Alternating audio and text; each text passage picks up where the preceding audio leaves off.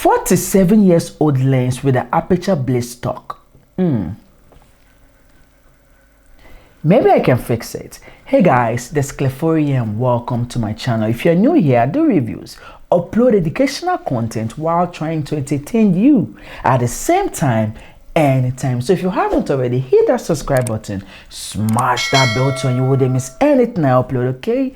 Alright, this is actually my first video this brand new year. So if you're watching this video right now, then a happy new year to you, okay?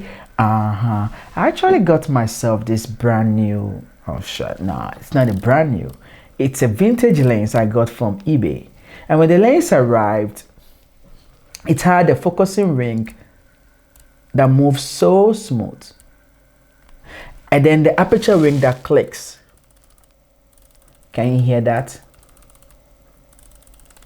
The aperture ring clicks every time I change the f-stops on the lens. Isn't that a thing? Actually, this lens came with a problem. One problem. The aperture blades were stuck.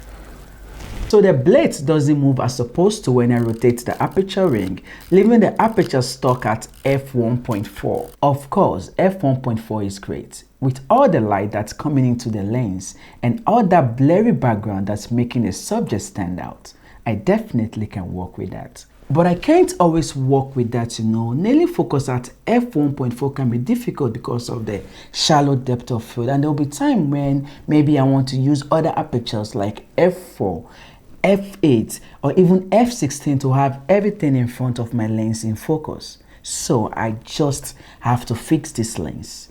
Now there's a cut beneath this silver ring that looks something like this.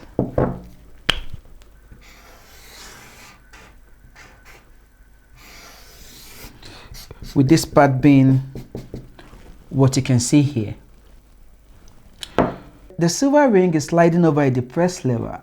Now as long as the lever is down, this flank will become movable and the aperture blade will also move in correspondence with the setting we have right here. But right now the lever has popped back up into a free position and is fitted into this opening. So instead of sliding right here, the lever is here, thereby locking the movement of this silver ring. So with this object, I would have to press it down.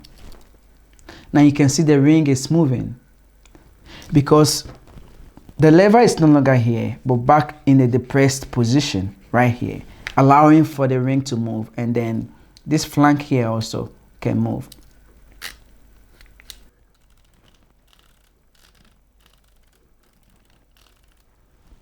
Sometimes your aperture blade might not work if your adapter is not properly fixed on the lens. Note when I turn the lock, this bar pushes the flange a little to the right. That little push is what is needed to get the blades to respond to the aperture changes. If the lever is depressed and the adapter lock is activated, then the lens should honor the setting of the aperture ring.